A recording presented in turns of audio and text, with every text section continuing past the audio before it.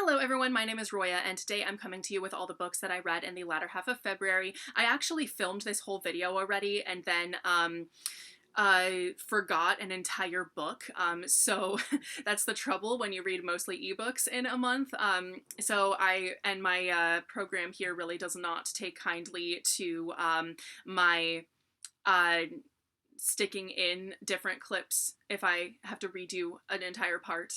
But then again, I could have just put it on my other computer and done it, so that was just poor judgment on my part. So anyway, so the first book that I read in the past 2 weeks is the Chandler Legacies by Abdi Nazimian. This is my most anticipated book of the year, so of course I read it as soon as I got it, and I absolutely loved it. I do have a full review of this up already, so you can definitely check that out for more of my thoughts. But essentially it's about 5 kids in a boarding school in 1999, and they are dealing with a lot of different things. Like 2 of them hate each other. They all like are not the type of they wouldn't have necessarily all hung out together if they weren't all in the same writing group where it's just them. So they kind of have to figure out how to deal with each other, and they do all become close friends. It has a lot of themes of like people in power getting away with things, and a lot of the characters, most of the characters are queer, which is really awesome. So there's a lot that goes on in this book. It can't really be summed up by a simple plot, really, that still does it justice. But anyway, definitely check out my review of this. The Jasmine Throne by Tasha Suri. This is an adult fantasy about 2 women, one of whom is a princess being poisoned by her brother, and then the other one is a girl who's a maidservant, but she's really only there to like infiltrate the palace, essentially. There's a lot to this book. It's kind of hard to describe in a simple plot, but it's really good. It's about 2 women falling in love.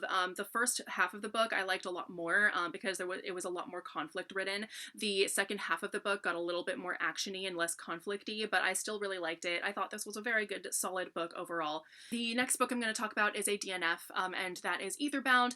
I started listening to this on audiobook. I didn't love it, so I kind of quit, but there was really nothing to it. I think I got almost halfway through the book, and it's so short, there's not a whole lot of room for world building, but it does take place in like an outer space society type of thing, and there was so little room for world building and character depth, and some of the stuff that went on in it like didn't make sense, or it was just gross, and so I kind of had to just quit.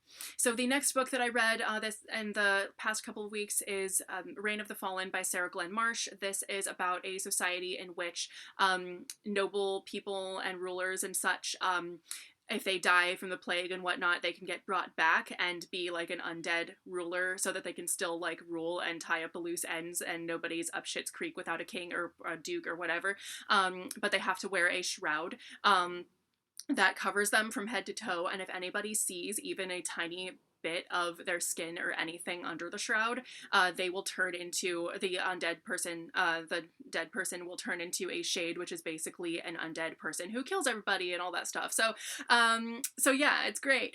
So the main character is one of the necromancers who brings the dead people back to life, all of that.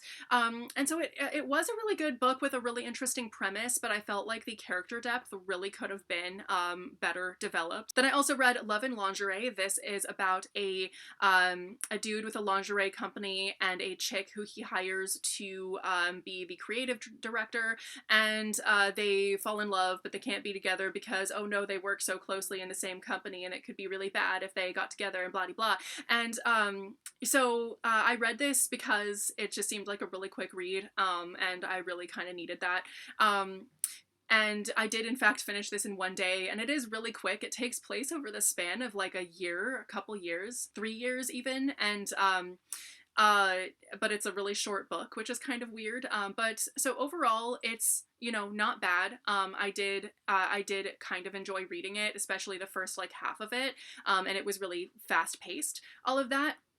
But overall, I felt like there were definitely some parts that felt very underdeveloped. The main character's entire personality, for instance, and also there are some things where, yeah, so there were things where the main character did something or was upset by something or whatever that didn't feel in character or anything, because I mean, it doesn't make sense why she would be upset by that or anything like that. And then there's also a part where her grandma dies, and we never even knew up till that point at all that she even had a grandma or anything.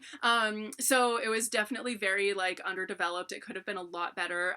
Overall, I think if you're looking for just a really good quick read, that and you just want to like want something that you can just read in one day, whether it's really that good or not, this is definitely a good book for that. But I think overall, I wouldn't necessarily recommend this book that much. But anyway, not bad, but not great or anything.